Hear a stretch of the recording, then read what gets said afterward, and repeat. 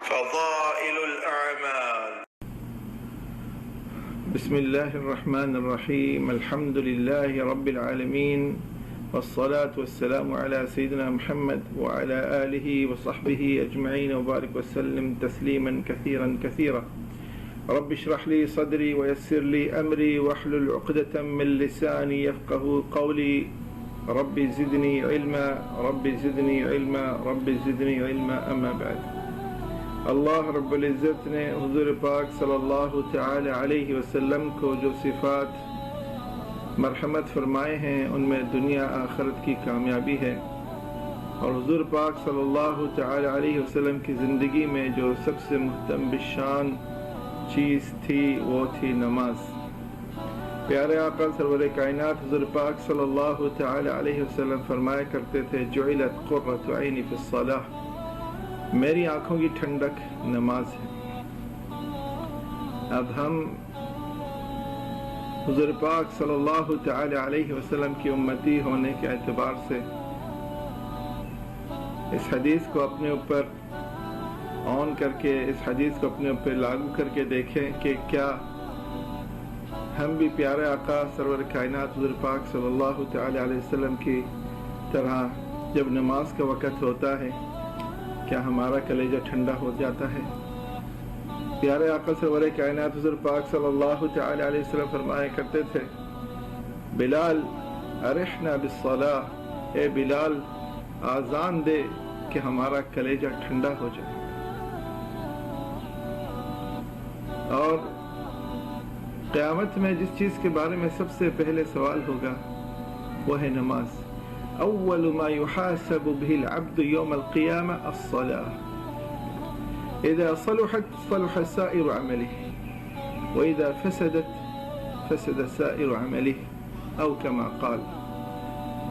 فرمایا حضور پاک صلی اللہ تعالی علیہ وسلم نے قیامت میں جس چیز کے بارے میں سب سے پہلے سوال کیا جائے گا وہ ہے نماز۔ اگر ایک ایمان والے کی نماز درست نکلی اور رب چاہی نماز ہو جس میں وقت کی پابندی اور خشوع اور خضوع، دل کی بھی توجہ نماز کے دوران پوری طرح اللہ کی طرف لگا ہو، اور تمام اعضاء میں، تمام وجود میں ایک اطمینان ہو، سکون ہو، ہر رکن کو جیسا اس کا حق ہے اس حق کو سامنے رکھ کے ہر رکن ادا کرتا ہو، جس طرح قیام ہے، جس طرح رکوع ہے، جس طرح سجدہ ہے، جس طرح قاعدہ ہے۔ تو جو اس طرح کی نماز لے کر اللہ رب العزت کے روبرو حاضر ہوگا تو فرمایا کہ اس کے باقی تمام اعمال میں اللہ رب العزت فرمائیں گے پاس ہے۔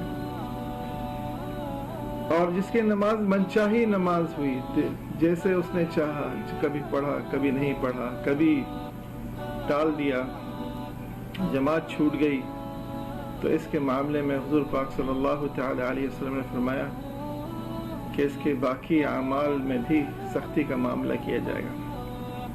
نماز اللہ رب العزت کے خزانوں سے لینے کا سب سے بڑا ذریعہ ہے۔ جب مؤذن کہتا ہے حی علی الصلاۃ، آ جاؤ نماز کی طرف، اس کا مطلب یہ ہے کہ اللہ گویا فرما رہے ہوں کہ جو میں کہتا ہوں وہ تم کرو۔ حی علی الصلاۃ، اللہ رب العزت نے فرمایا آؤ نماز کی طرف، جو میں کہہ رہا ہوں وہ کرو۔ حی علی الفلاح، اس کا مطلب ہے کہ آؤ کامیابی کی طرف۔ تو اس سے کیا مراد نکلتا ہے کہ حی علی الصلاح، اللہ فرما رہے جو میں کہتا ہوں تم کرو، حی علی الفلاح، جو تم چاہو گے، جو تم مجھ سے چاہو گے وہ میں کر دوں گا، یعنی آؤ کامیابی کی طرف۔ کامیابی کیا ہے؟ جو تم چاہتے ہو میں کر دوں گا۔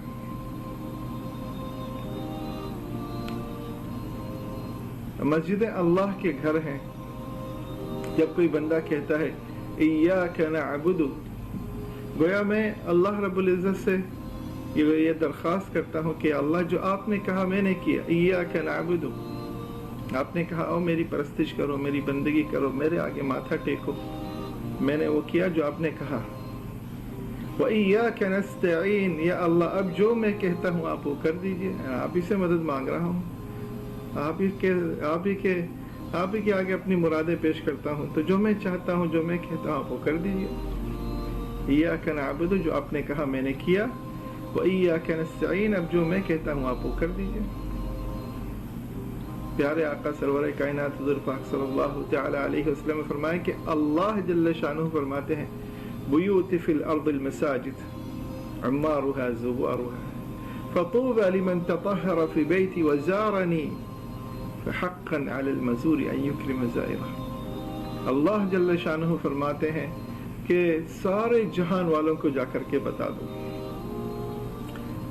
روئے زمین پر، اس کرۂ ارضی پر جتنی مساجد ہیں وہ میرے گھر ہیں، تمام مساجد پوری دھرتی پر اللہ کے گھر ہیں۔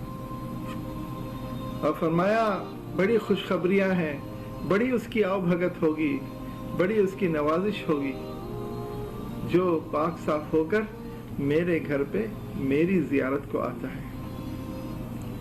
جو مسجدوں میں آتے ہیں وہ اللہ کے مہمان ہیں، اللہ میزبان ہے، اور اللہ کی میزبانی ایسی ہوگی وَسَقَاهُمْ رَبُّهُمْ شَرَابًا طَهُورًا وَسَقَاهُمْ رَبُّهُمْ شَرَابًا طَهُورًا إِنَّ هَذَا كَانَ لَكُمْ جَزَاءً وَكَانَ سَعْيُكُمْ مَشْكُورًا وَكَانَ سَعْيُكُمْ مَشْكُورًا۔ صدق اللہ العظیم۔ اللہ رب العزت کی جو نوازش ہوگی، جو میزبانی ہوگی، اللہ رب العزت کے دسترخوان میں اللہ جلوہ افروز ہیں، اور اللہ فرما رہے ہیں کہ میں اپنے بندوں کو خود ان کے پیالے بھروں گا، ان کے جام بھروں گا، ان کے گلاس بھروں گا، ان کے جگ بھروں گا جو ان کے پاس ہوگا۔ وَسَقَاهُمْ رَبُّهُمْ شَرَابًا طَهُورًا، اور فرمائیں إِنَّ هَذَا كَانَ لَكُمْ جَزَاءً، دنیا میں جو تم نے اپنی خواہشات کو، اپنے نفس کو، اپنی چاہت کو دبا کر کچھ مجھے راضی کرنے کی کوشش کی، یہ اس کا بدلہ ہے کہ میں تمہیں پیش کرتا ہوں، اپنا دیدار کراتا ہوں۔